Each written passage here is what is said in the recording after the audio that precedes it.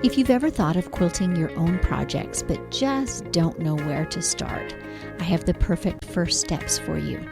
I've put together a PDF guide. I call it 3 Steps Toward Freehand Freedom. These are the baby steps, but they can help you move past your overwhelm and show you that yes, indeed, freehand quilting can be learned. So if you'd like to snag this PDF, there's a link in the show notes, or if you're an Instagram user, just message me 3 steps. That's the number 3 STEPS, and I'll send you that link. Let today be the day you get started. But I always say, whatever you're passionate about is what you should do. What works for me might not work for somebody else, but definitely YouTube channel right now would be a great way to go.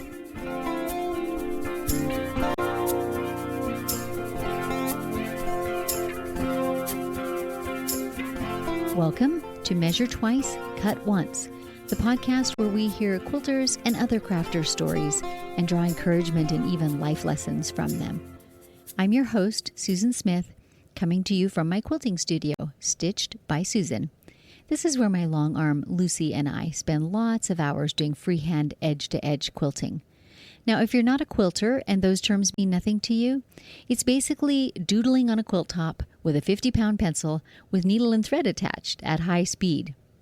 This week, I've been doing a whole lot of live streaming, which in my mind is a gamer's paradise, but it turns out there are lots of quilters who stream too.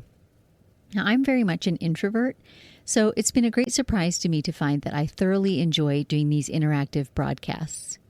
In them, I'm usually quilting one full project in real time from beginning to end, so a quilting reality show.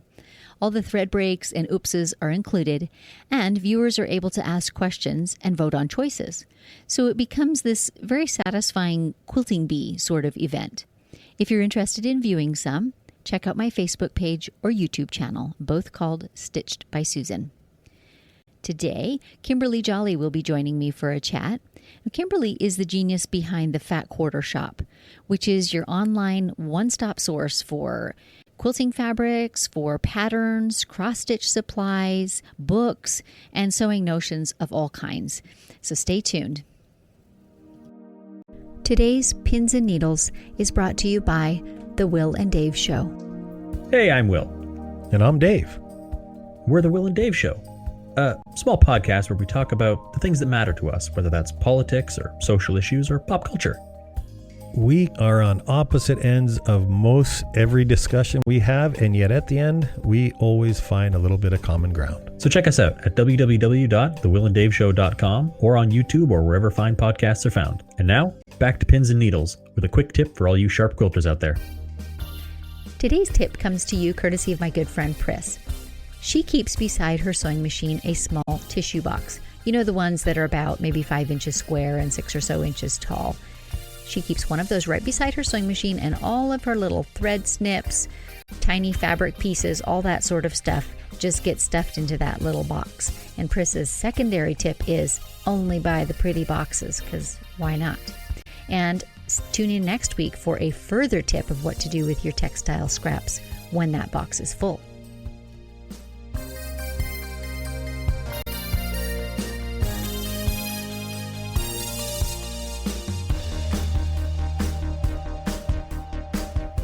You all know I love my coffee.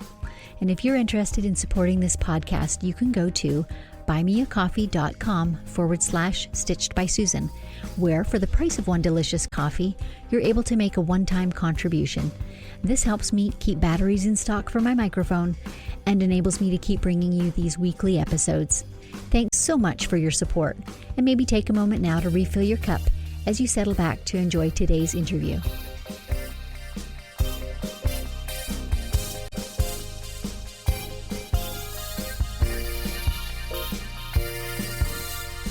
Good morning, Kimberly, and welcome to the podcast. So glad you joined me this morning. Thank you for having me. It is so great to finally meet you.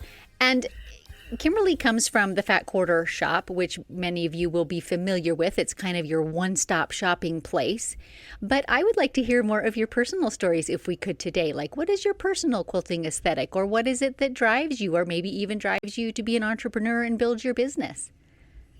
I just love quilting and always wanted to sew as a child. And I had taken like one or two classes and I could never make the shorts right. Or, I was just taking like garment classes and I just totally couldn't get it. And so I was literally just driving down the street right after I got out of college, like a year later, and it said, "This is a quilt store." And I was like, okay, let me go in and try it. And I just kind of got obsessed with it. Well, it does that to all of us, doesn't it? It grabs you and never lets you go. Yeah. Do you gravitate toward bold statement quilts, or are you like a scrappy, cuddly sort of quilt, or where does that take you? I like really traditional quilts. My favorite quilts will have a star or a 9-patch. I prefer florals, kind of quilts that have stars or that are traditional. So traditional is always my favorite. If it's got a star point, a flying geese, a half square triangle.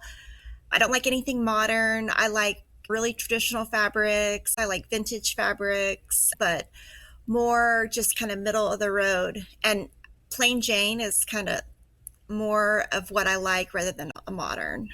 So I have to ask, are you a collector of quilts, or do you more just fill your house with things that you've made and created? Oh, I have a couple of quilts from my grandmother. A lot of them were unfinished when she passed away, so I had several of them quilted to give to her sons, and then I have the leftover ones. But mainly the house is just full of quilts I made, and kind of the crazy thing is half the time I don't even remember making them because I've made so many and I have no idea where any of them are. And so somebody says, "Oh, I need this quilt." I'm like, "Oh, have no idea where that is." So at some point I need to make a diary of what I've made and where it is. Yeah, I think we kind of all feel that way. And when you find a good way to do that, let me know, because I'd way rather spend my time, making the next quilt. Yeah. I So- think I'm just like too lazy to do it. Yeah, I mean, it takes time. And some people absolutely love that process, the journaling, but not all of us. So you mentioned that you have got a couple of your grandmother's unfinished quilts. Do you come from quilters then? Like, is that a family thing, or just your grandmother and you? Just my grandmother, and she really never quilted when I was around because when I was born, she was then a working lady and she didn't have time. But, they were just always around her house, but she never quilted around me or anything. Interesting. And do you know, she must have been a hand quilter then, because back in that period of time, I don't think there was anyone machine quilting that I know of, or very few. So cool. Yeah. Well, how special is that? Did you get to keep any of her quilts, or did you give them all back to her close family? I got about 3 left. That's awesome. That's so sweet. I know I have a couple in my house too, and I'm kind of proud of the fact that I actually have 5 generations of quilts created by 5 generations of women. And there's such a continuity in that. I do love that. Okay, so I did learn something brand new about you, and that is that you have a publishing arm of your business. I did not know that, so tell me more.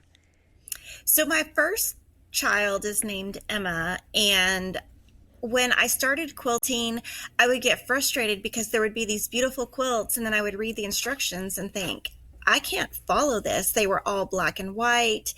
And it was really kind of selfishly that I did it because I wanted to make cute quilts, but I wanted the instructions to be easy. So I just kind of started it and didn't really know where it was going to take me. And, I have a huge team behind me that's doing most of the work, but, I get to work with Lori Holt, all kinds of great authors, Bonnie and Camille, Joanna Figueroa, Carrie Nelson, Vanessa Gertson, and I get to publish our own stuff that we make as our team. So it's awesome, but I kind of came about it selfishly because I just wanted to have a color picture and just tell me how many to make. That's all I needed. So can I ask then, because I'm actually not really familiar with your pattern. So when you say color picture, do they reflect like an actual line of fabrics that are used in making that quilt? Are they that specific? No, they're just solid. It just gives you more of a visual aid then. That makes perfect sense to me. There certainly is a difference between a pattern that is well written sequentially and kind of not. Early on when I was writing patterns, I was talking to a lady who's a knitter, and she went to a class about pattern writing, and her instructor had them literally sit down and write out instructions for someone to tie their shoes to try to learn how to clearly instruct. So I love that you've taken that into quilting patterns. That's really important to you. So tell me some more about the Fat Quarter shop. I know that it is kind of the one-stop place for patterns, for fabric. What else can we find there? We have all kinds of cross stitch. We have all kinds of quilt patterns, cross stitch patterns, any kind of notion that you're looking for, any kind of fabric. We do try to carry, the whole spectrum of colors. We have lots of basic collections, and we have lots of notions that we even produce under the It's So Emma line. Like we have some stash and stores that are a really cool way to keep your scissors. Just lots of fun stuff. I agree. And two, I think you have quite a variety of instructional videos, mostly on YouTube, yes? Or do you produce like DVDs? That's kind of not a thing anymore, is it? Really? Yeah, I just do YouTube and I love it. It took me a long time to kind of warm up to it, but now that we do the live streams, we have a quilting live stream on Fridays and a cross stitch live stream on Wednesdays. And I've really liked that because I get instant feedback from my customers. And so it actually really helps me buy for the store what people really want. Whereas before I was just guessing. Right. That makes really good sense. And I was wondering if your store, like you were telling me about your personal aesthetic as to quilts, and your store seems to reflect that. So do you think that you have that kind of niche market and that's who you're trying to please then? And so this is all kind of working together now to hear what your customers love too? Yeah, I do try to buy for like the full spectrum, like young to old, modern to non-modern. I try to not gear to just what I like. Do you have favorite, let's say, of solids? Do you have a particular favorite brand? Because I have certainly not tried all of them, and I'd love to know your opinion about solids that are easy to work with or have a great variety of colors, or what are some of your favorites? So for a solids, I love the Bella solid. So that's what I use most of the time. But if a collection has like a white on white dot, I will always use that first, just so I don't have to try to color match. But I love color 200 of Bella solid because it's like not white, not cream, and not gray. It's like a combination of the three, and it seems to work with bright and just all kinds of fabrics. I love how different quilters seem to find their own personal basics, that just something that expresses the type of quilts that they love. You've obviously found that too. Question 2 about a new book that is coming out. So It's So Emma releases books as well as patterns, right? You were talking about Yes. these various authors that you work with, and I, of course, recognized the lineup. Quite impressive. So some of their books as well, and there's a new one on the horizon? Yeah, so our newest one is called Scrapbook of Quilts, and it's by Carrie Nelson and Joanna Figueroa, and it is based on traditional blocks, and then Joanna does one version and Carrie does another, and so it shows you the same block, two similar designs, but very different fabric placement and very different fabrics. So that's been a lot of fun to work on. I feel like that would be an excellent book for someone who's just getting into quilting, because it's almost like Quilting 101. You could keep going back to it for fresh ideas, for fresh takes, and it would sort of get your imagination going. I was watching the trailer of it actually, and the quilts are absolutely stunning. It's Yeah, they're amazing. awesome. And they used all scraps. They didn't use just one collection. And what's great about the book is inside there's a ton of tips. There was even stuff in the tips that I thought, oh, I didn't even know that. So I even learned a lot about how maybe a different designer will pick fabrics versus how I would pick fabrics. That's awesome. I think one of the beauties of quilting is that there is such a warmth or a community about the people that do it. Have you found that with your shop and with all these kind of surrounding services that you offer, that you've really got that sense of community? Yeah, I think it's great. We have a Facebook group that's called Kimberly Stitch Squad, and it's been a great way. Lots of people have become friends in that, and they also have become friends in the YouTube chat, and it's just a great way to connect, and we're all about positivity here. So it's just a positive group. That's fantastic. It seems to me like with the pandemic over the last, 16, 18 months, that people have really had that increased need for connection and it's been difficult to find. So I feel like online growth has really happened over that period of time.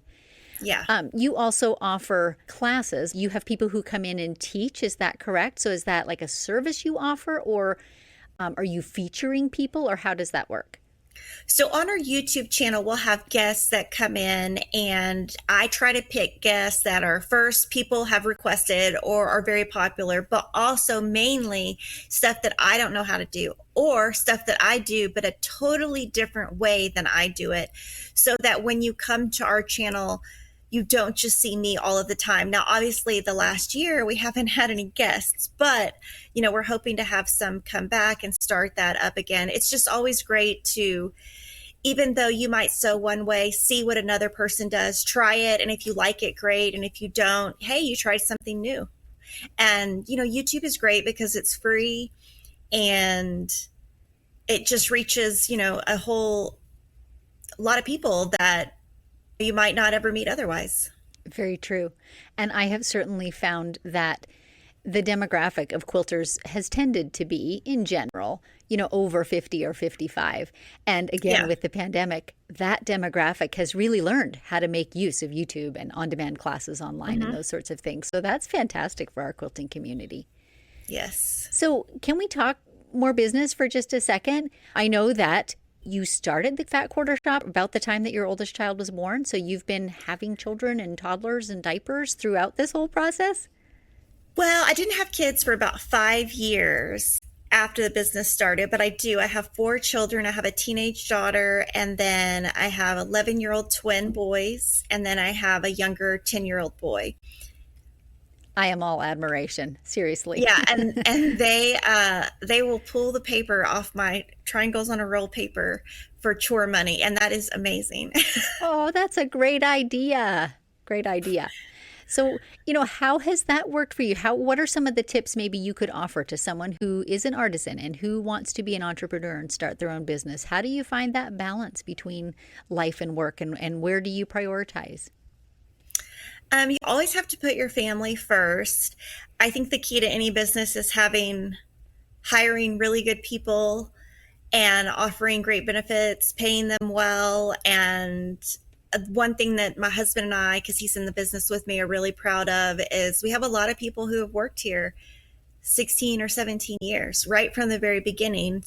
And like, for example, yesterday, one of my employees brought her daughter in to see me, and she's 21, and she was going to kindergarten when her mom started working for me. So, you just get to see the growth of it. That is definitely something to be proud of. That's really awesome. I think that builds quite a foundation, doesn't it, that will last and last. So if you're an entrepreneur and you have a bright idea, where do you start? Like, do you think people should start with local businesses and working in local quilt shops and offering classes there? Or do you think now is the time to be launching out into working online and YouTube videos and Pinterest and things like that? I always think whatever you're doing, do what you like the best. So I am an introvert by heart. So I don't think I could ever work in a quilt shop because I would be too scared to talk to people. I wouldn't know what to say. But I'm great behind a camera. But in person, I'm super quiet and not very outgoing. So for me, an online business is better because I like it better and I can be more productive. But I always say, whatever you're passionate about is what you should do. What works for me might not work for somebody else, but definitely YouTube channel right now would be a great way to go. That's a really good point, to find your own comfort zone and do the bulk of your work therein. So can you tell me, and I didn't forewarn you this question was coming, can you tell me what your kind of big life lesson is from quilting? So, I mean, it doesn't have to be huge, but has it been, some self-knowledge you found, or a season of life it's carried you through, or some other kind of aha moment that quilting has really meant something to you? I love that I have been making quilts since all of my children are born, because when I see a quilt in their room or downstairs, I can remember how old they were when I made it, Was it before they were born, after? They get to play with the quilts. And I just love that my home is decorated by stuff that I made. It's not like I'm going to the store and just buying a bunch of stuff. Most of my decoration is quilts on the back of a couch. And so I might have a quilt on the back of my couch I made 5 years ago. And so it just brings back memories when I see quilts of what I was doing. It could have been 10 years ago. And when I leave this world one day, guess what? There's going to be like 1,000 quilts that somebody is going to have. I'm sure you've seen the pictures of, church pews at a memorial service that are just lined with quilts. Yeah, I want to be that lady. Yeah. And I already have enough for that. That's a beautiful thought, though. It's a bit like a photo album, only in quilts. Your memories are very tied. Your stories are very tied to those quilts. I love that. Mm-hmm. Well, Kimberly, once again, I thank you so much for joining me today. This has been a pleasure. Any last thoughts for our listeners, or do you want to direct them? You have lots and lots of sites, blogs, YouTube channels, etc. Are there a couple that you want to mention here? I would love for you to visit our YouTube channel, which is Fat Quater Shop. That's our quilting channel. And then we have a Fat Quater Shop floss tube, which is our cross stitch channel. So whichever craft you're into, that'd be great if you visited. And of course, we'd love for you to shop with us at Fat Quater Shop. We do an annual charity event every year. And this year we have already raised $76,000 for Make-A-Wish. So that's something that we always do and we're super proud of. And this year's is called Serendipity, and we're already working on the 2022 quilts. That's fantastic. If I had a little noisemaker, I'd cheer right here. That's fantastic. Yeah, good for you. Just confetti cannon. Exactly. Just imagine it. Yeah. Well, thanks so much for joining me. It has been a real pleasure. Thank you. And thank you for tuning into the show. If you enjoyed this podcast, please consider taking a moment to leave a review on Apple Podcast or the podcast app of your choice. It really helps other listeners to find the show so they can hear these stories too. For information on the classes I offer or quilting services, please see my website, StitchedBySusan.com. If you're a long-arm quilter and looking for freehand tips, take advantage of the live and unscripted events hosted on my Facebook page and replayed on my YouTube channel, Stitched by Susan. And if pictures are your preference, check out my Pinterest galleries of edge-to-edge and custom quilting projects. These direct links can all be found in the show notes below. So, until next time, may your sorrows be patched and your joys be quilted.